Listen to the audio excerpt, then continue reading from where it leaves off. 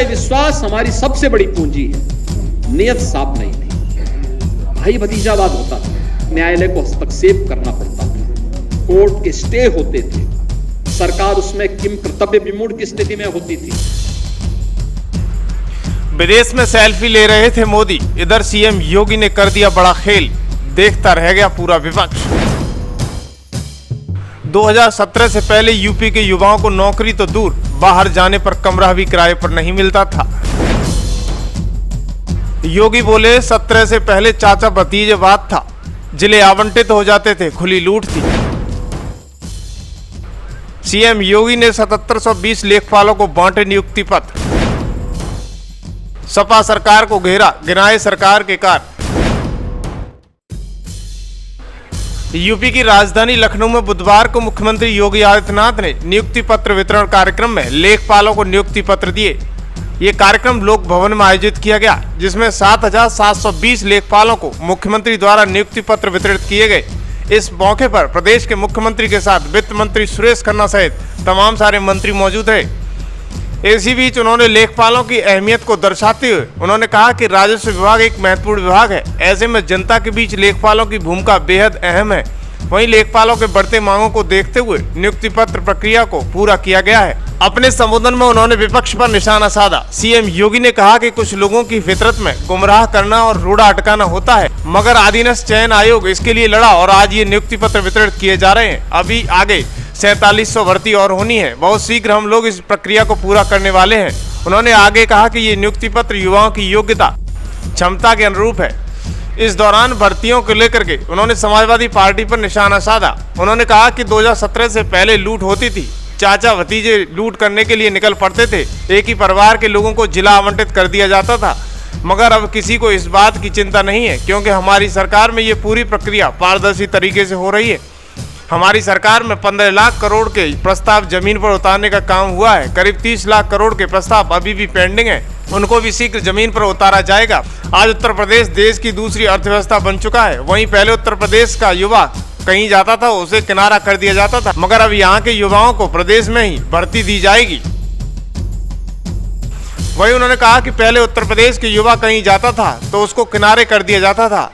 एक समय था जब आजमगढ़ के युवा आते थे तो उसको धर्मशाला और होटल तक नहीं मिलते थे, मगर अब नौकरियां मिल रही हैं। इससे पहले लोगों को नियुक्ति पत्र नहीं मिल पाते थे, क्योंकि भाई भतीजेवाद था, भेदभाव होता था, नियुक्ति के लिए पैसे वसूले जाते थे। मगर अब युवाओं से कुछ लिया नहीं जाता, बल्कि उनको सरकार की तरफ से निस्वार्थ भाव से नौकरी दी जाती है। और इस पर क्या कहते हुए नजर आए सीएम योगी, देखिएगा।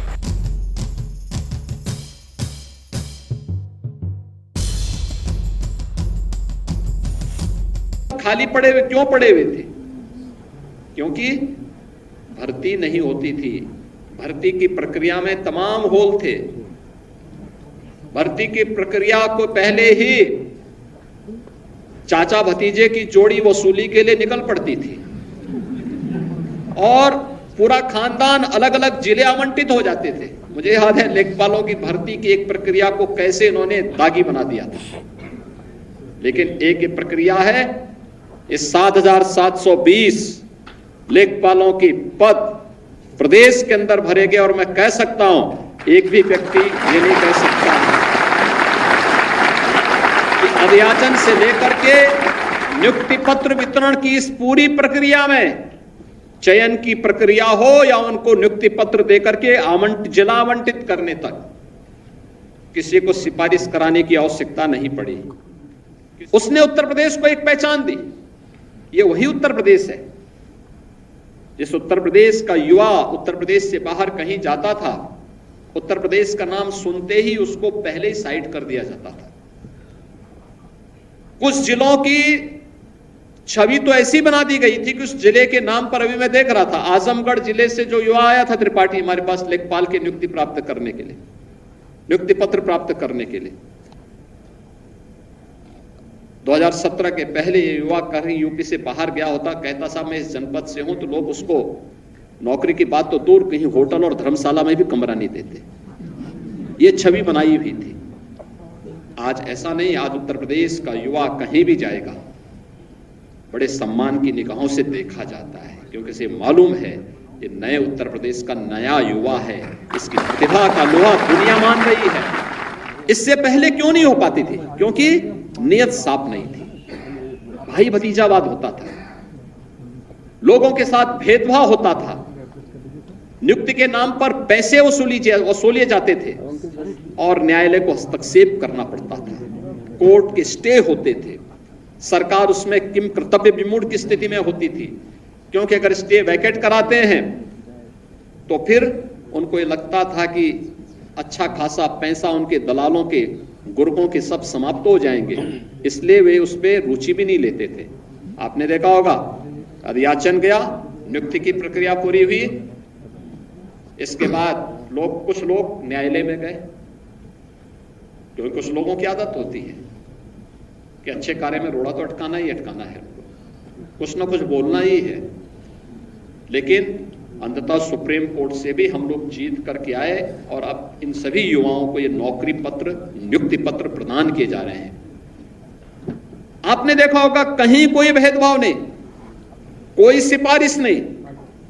तो अगर बिना भेदभाव और बिना सिफारिश के आपको नियुक्ति पत्र प्राप्त हो रहा है तो आपकी जिम्मेदारी भी बनती है कि बिना किसी सिफारिश के प्रदेश में ईज ऑफ डूइंग बिजनेस की, एक गरीब की ईज ऑफ लिविंग के लिए आपके स्तर पर बड़े कार्य हो सकते हैं, अच्छे कार्य हो सकते हैं, और उसमें अपनी पहचान बनाना, अपने आप को स्थापित करना, सरकार यही अपेक्षा आपसे रखती है। एक गरीब के जीवन में आपका कार्य लगे, आपकी ऊर्जा लगे, आपकी प्रतिभा लगे।